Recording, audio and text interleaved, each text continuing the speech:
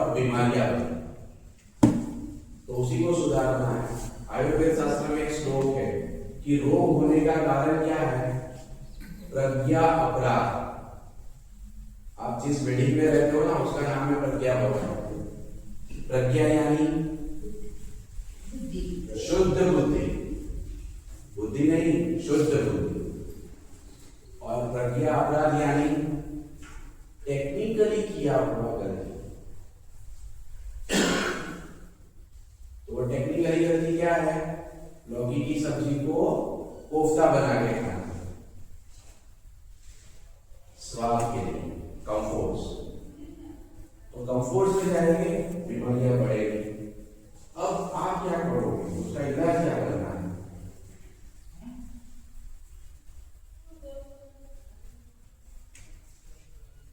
अच्छा, इससे होता क्या है? जब कंफर्ट ले लिए जाए आपके, तो हम आपके कंफर्ट्स ले लेते हैं, बराबर, टाइम से गाड़ी नहीं आई, ट्रेन का बुकिंग करवाया और आपका RSC आया हुआ है, समझ रहे हो? ऐसी छोटी छोटी चीजें। आज सुबह पर फोन आया, आज मेड नहीं है। हाँ, कोई कारखाना फैक्ट्री चला रहा है, बोलेंगे कारीगर छोटी पे बीमार हो गया। अब ये क्या करेगा? शरीर मन पर दबाव की प्रतिक्रिया उत्पन्न होगी। प्रॉब्लम्स हमारे कोई भी लेवल के हो, सामाजिक हो, व्यक्तिगत हो, बराबर है, सराउंडिंग के हो, एटमॉस्फेयर के हो, रिलेशनशिप के हो, कोई भी प्रॉब्लम्स हो हमारे, तो सारे, बराबर है। तो क्या लक्षण आएंगे? पहले क्या होगा? नकारात्मक थॉट्स आएंगे, गुस्सा आएगा, तो क्या होगा? चिंता, क्रोध, थकान, बेचैनी। ये सब हम झेलते झेलते आए, अब से नहीं हो रहा है। हमने बचपन से ये सारी चीजें की हुई किया, जीवन में संग्रहित किया। ऐसे करते करते करते जीवन का जब वो छोर आएगा, आपके कोई भी बीमारी, तकलीफ या रोग के कारण आप जब जन्म लेते हो और आप जीवन जीना शुरू करते हो ना, तब से शुरू कर देते हो। वो कैसे? मैंने बोला है, प्रज्ञा अपराध। बच्चा जब माँ का दूध छोड़ेगा तो क्या खाएगा? अलग अलग खाना खिलाएंगे, वही माँ बाप उसको मैगी भी खिलाएंगे, वही माँ बाप उसको पिज्जा खिलाएंगे। फिर उसका टेस्ट डेवलप हो जाएगा, फिर उसकी डिमांड्स होगी, देखा देखी होगी। ऐसे करते करते उसका ग्रोथ होगा। आधुनिक जीवन शैली अपनी सोसाइटी में यही होता है ना, आप नोटिस करो, बराबर।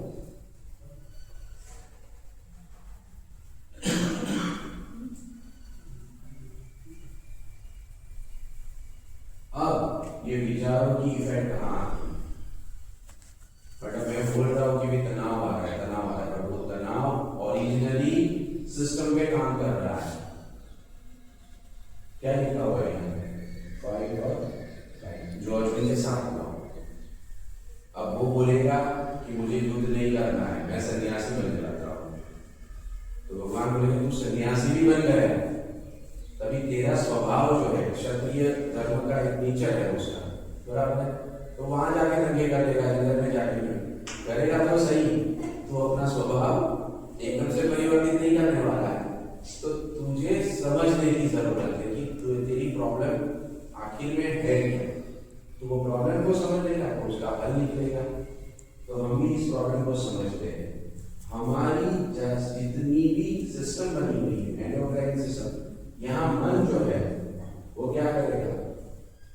वो अंदर से स्ट्रेस, तनाव के ऑर्डर देना शुरू करता है, और वो सारी चीजें, प्रतिक्रियाएं जो है वो आपके सिस्टम पे होना शुरू करता है।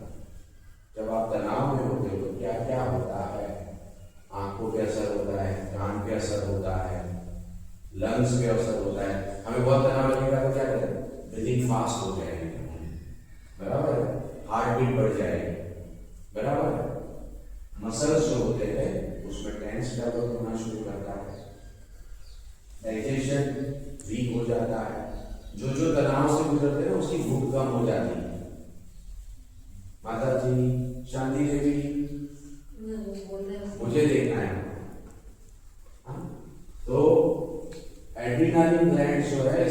से ज्यादा काम करती है, बराबर।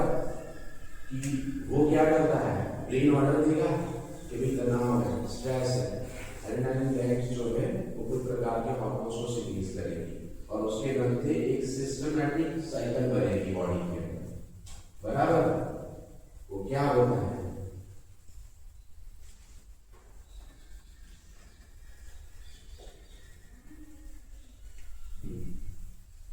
अब यहां से जो तनाव की सिचुएशन के रिलेटेड आपकी एड्रेनालिन ग्लैंड्स के ऊपर ऑर्डर जाता है, बराबर। इसके विज्ञान को बहुत गहराई से समझने के लिए हम हमारी और एक प्रॉब्लम हुई है कि हम क्या करते हैं, विज्ञान को पकड़ लेते हैं। आपको बता दिया गया कि आपका डोपामिन जो है वो या आपको एट्रोफिकल चेंज है, बराबर। ये सारी चीजें हमारे मन में घर कर जाती है, तो हम ध्यान कहाँ देते हैं, हम देते हैं कि भाई आधा गिलास खाली है, अरे भाई आधा भरा भी है, आपका गिलास आधा भरा भी है, आपके पास पानी तो है। कहने का हमें पॉजिटिव थिंक करना चाहिए, पर हम ज्यादातर फोकस कहाँ पे करेंगे, नेगेटिव पार्ट्स के ऊपर करते हैं, और इस नेगेटिव पार्ट्स पे जितना फोकस होगा ये स्ट्रेस हार्मोन्स को डेवलप करता ही रहेगा।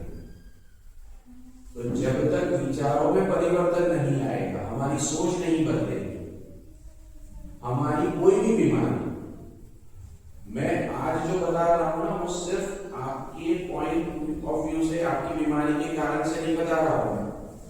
जितने भी रोग है जीवन के, बराबर है, वो सारे रोग इससे मिट सकते हैं, वैसी समझ देने की मैं कोशिश कर रहा हूं। यानी ये सारे एटेंडेंस रुके हुए हैं, वो भी सुनो ध्यान से, आपके लिए भी जरूरी है, ये की है। आप इसको समझ जाओगे ना तो आप अपने सोचने का तरीका बदल दोगे। अब ऐसा तो कभी नहीं होना है सब कि विचार करना ही बंद करो, विचार तो आएंगे पर हम उसको पॉजिटिविटी में कन्वर्ट करने की जरूरत है। पॉजिटिव विचार करो, सकारात्मक। इसी के लिए ये सेशन चलता है आपका अनुप्रेक्षा। मोरल उसका फोकस कहाँ पे है, आपकी जो थिंकिंग अंडरस्टैंडिंग, आपकी भीतर की जो समझ है ना वो पॉजिटिविटी में कन्वर्ट होती जाए। जितने आप पॉजिटिव बनोगे आपका हीलिंग पावर बेटर होगा।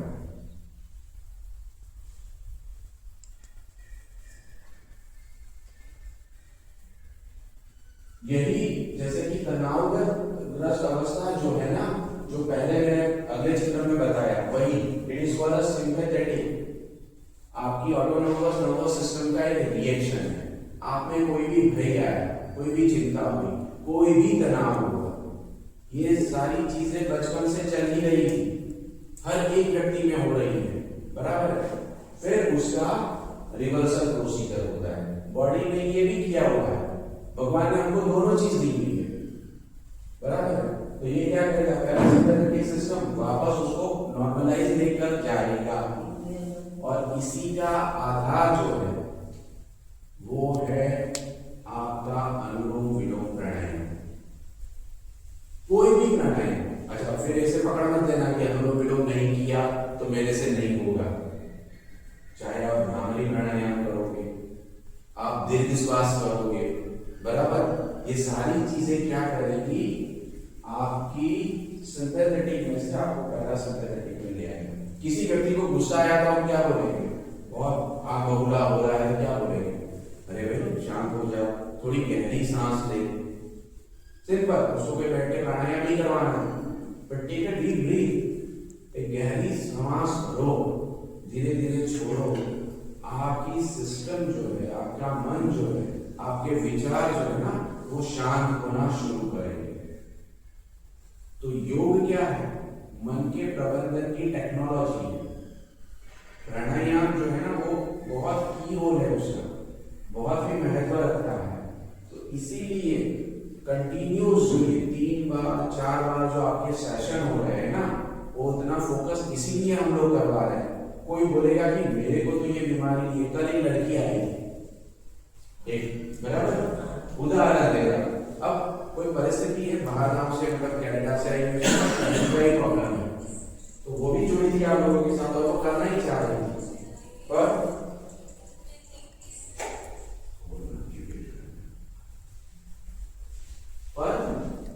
उसको भी यही सीखना था, पर अभी वो मिस कर रहे हैं। कहने का यानी कहने का सिर्फ एक बीमारी नहीं, सारी बीमारियों का हल, सारे प्रॉब्लम का हल।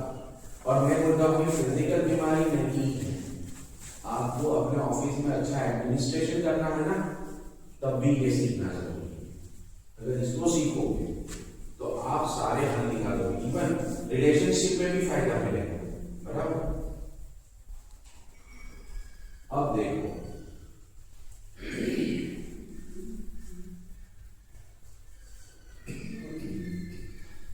अब ये देखो, ये जो थियरी है 2000 साल पहले अपने उपनिषदों में ये चीज मौजूद थी। हम अपने आप को क्या मानते हैं? शरीर। जनरली हम अपने आप को कहां से आइडेंटिफाई करेंगे? बॉडी से। किसी व्यक्ति को याद करोगे, आप अपने बेटे को याद करो, आप अपनी बेटी को याद करो, तो आप वो चेहरा, वो शरीर की आकृति, आप वहां से ही कनेक्टेड है। तो उसको बोलते हैं फिजिकल बॉडी को अन्नमयी कोश। अंदर ऑरेंज कलर, बराबर। फिर उसके ऊपर येलो लाइनिंग जो है वो है प्राणमयी कोश, आपकी ऊर्जा का स्रोत, आपकी ऊर्जा का क्षेत्र है, बराबर। फिर उसके ऊपर ग्रीन वाला मनोमयी कोश, फिर लाइट ब्लू स्काई कलर जैसा विज्ञानमयी कोश, और डार्क ब्लू, नेवी ब्लू भी कर दो, आनंदमयी कोश। आप ये हो, आप सिर्फ ये फिजिकल बॉडी नहीं हो। तो ये दोनों जो स्थिति है ऊपर वाली, आनंदमयी कोश और विज्ञानमयी कोश, ये जनरली कहीं पे भी डिस्टर्ब किसी के है ही नहीं। डिस्टर्बेंस की शुरुआत कहां पे होती है? यहां से, मन से, आपके भाव से, आपकी भावनाओं से, आपके विचारों से। अब यहां पे प्रॉब्लम आ गई तो उसके नीचे का स्तर क्या है? प्राणमयी कोश, और उसके नीचे का स्तर क्या है? इसका एक सीधा की है, ये ऊपर वाले को डिस्टर्ब नहीं करने जाएगा। सिंपल बात है। उदाहरण देता हूं, मैं रमेश पे चिल्लाऊंगा, रमेश मुझ पे नहीं चिल्ला सकता, उदाहरण है, बराबर। पर इसका स्ट्रेस कहां से निकलेगा? वो नीचे वाले पे निकलेगा, समझ रहे? पर यहां पे वो प्रॉब्लम नहीं है, ये ऊपर दोनों जो है वो चिल्लाने वाले पे नहीं है, ये तो अपने आप में स्थिर ही है, शांत ही। ये अपनी ओरिजिनल विजडम है, इट इज कॉल्ड, इसी को प्रज्ञा कहेंगे, विज्ञान में कोश। वो तो जैसी है वैसी ही है, हमने उसके तरफ देखना बंद कर दिया। क्यों देखना बंद कर दिया? हमने क्या किया? हमने सिर्फ शरीर को ही मान लिया। हमने शरीर, इंद्रिया और उसकी सुविधा जो है ना, उसी में हम फंस गए। हमने पूरी लाइफ यही किया। सोचिए, गहराई से सोचिए, हमने पूरी लाइफ यही किया, तो इस कारण हमने इसके तरफ दृष्टि ही नहीं की है। ये हमें ओरिजिनल मिला हुआ है। देखो, प्रकृति तो सहज है, आपको कभी ऑक्सीजन का पेमेंट देना पड़ता है जो आज तक लेते आए हो प्रकृति में से? नदियां, झरने, सब कुछ सहज है, हमने उसकी कीमतें बनाई। वो किसने की? हमारे दिमाग में ही सारी खुराफाती काम जो किए हैं, ये इसे किए, बराबर। अब उसके कारण उसका प्राण में स्रोत और उसी का अन्नमयी कोश दोनों ही डिस्टर्ब होते हैं, और वो डिस्टर्बेंस का फिर नतीजा क्या निकलता है? बीमारी। उसकी बायोलॉजिकल प्रोसीजर क्या है मैंने अगले 2 सेशन में बता दिया, अगले 2 स्लाइड्स जो बताया मैंने, वो वही चीज होती है उसमें। तो जब अब क्या है, अब आपको ये चाहिए, यू नीड दिस, आपको प्रज्ञा की जरूरत है, आपको शांत होने की जरूरत है, आपको स्टेडी बनने की जरूरत है। तो आप कैसे करोगे? तो फिर काम करने का तरीका इसमें अलग है। आप पहले प्राणमय कोश के ऊपर काम करो। प्राणमय कोश जो है उसके द्वारा आप मन के ऊपर भी कमांड ले सकते हो। ये कुंजी जो है वो हमारे ऋषि मुनियों ने ढूंढी और हमें बताई। चले बात चले मन, निश्चले निश्चल, ये इसका श्लोक है। मैंने कहा कि आपकी सांस चल रही है ना, आपका मन चल रहा है। वही श्लोक है 15वें अध्याय में। मृत्यु किसे कहे? जो प्राण है वो शरीर से निकल जाना। प्राण जो है वो अपने साथ, जैसे वायु फुलवारी के ऊपर से निकलेगी और जो सुगंध को अपने साथ लेके आगे बढ़ेगी, वैसे प्राण भीतर से आपके मन, आपके संग्रहित किए हुए कर्म के बत्थे को लेके एक बॉडी से दूसरे बॉडी में ट्रैवल करता है। सेम थिंग हिंदुइज्म में भी यही चीज बताई गई है, सनातन में, जैनिज्म में भी यही हो रहा है कि आपके कर्म ट्रैवल करते हैं, बराबर है। अब जब आप मन को शांत करोगे तो आप ये कर्म को बांधना कम करोगे, ऐसा आध्यात्मिक शास्त्र कहता है। आध्यात्मिकता को पाना आगे की बात है, अभी तो हमें शरीर का स्वास्थ्य पाना है। तो ये भी यहाँ पे रोल करता है कि आप मन को संयमित करोगे, पॉजिटिविटी में डेवलप अपने मन को करोगे, अपने प्राण को सही करोगे, तो ऑटोमेटिकली फिजिकली बॉडी जो है ना उसका हीलिंग और बेटर हो जाएगा। इसका हीलिंग आपको बेटर करना है तो ये ही दो तरीके हैं। इसमें कोई दवाई काम नहीं करती है, कोई गोली, कोई जड़ी बूटी कभी काम नहीं करती। एक बहुत अच्छा वाक्य है, वशिष्ठ मुनि राम को सुना, क्या कहते हैं? जो चेतना की तरफ दृष्टि करता है, चैतन्य की तरफ जिसका विचार स्थिर होता है, अग्रेसर होता है ना, उसकी भौतिक जीवन की शुद्धि तो अपने आप ही हो जाती है सहजता से। वो अपनी सारी एनर्जी को गेन कर लेगा। हम लोगों ने ऐसी कथाएं सुनी है या हम लोगों ने ऐसे इमेजिंग किया है या ऐसे चमत्कार को सोचा है कि ये जो योगी होते हैं ना उनका शरीर बहुत ऐसा होता है वैसा होता है। उनका कोई शरीर ऐसा वैसा नहीं होता है, उनको तो शरीर की पड़ी नहीं है, पर वो सहज है, वो सहजता में गति करते हैं ना, तो उसके कारण उसके दोष और प्रॉब्लम को लगते हैं। रामकृष्ण परमहंस को भी थॉट कैंसर था, मालूम है किसी को? रामकृष्ण परमहंस का नाम सुना हुआ है, स्वामी विवेकानंद जी के गुरु थे, बराबर। अब वो कैंसरस कंडीशन थी, उस जमाने में तो कोई पेन किलर भी इतने नहीं थे, डॉक्टर्स भी नहीं थे, सहज था उनका। तो वो समझने की जरूरत है कि आप अपने सेल्फ कंट्रोल को वापस गेन कर सकते हो। ये बिल्कुल आसान ही है, आप उसकी तरफ कदम बढ़ाओ।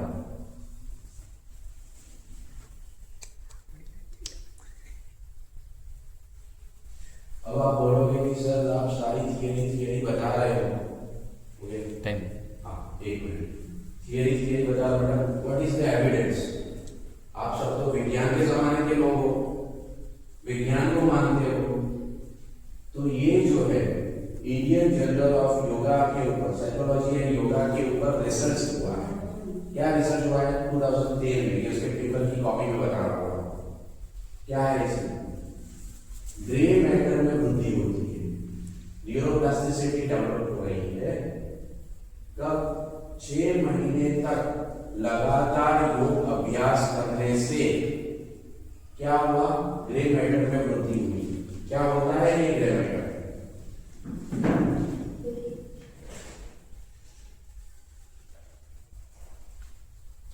ये ग्रे मैटर जो आपके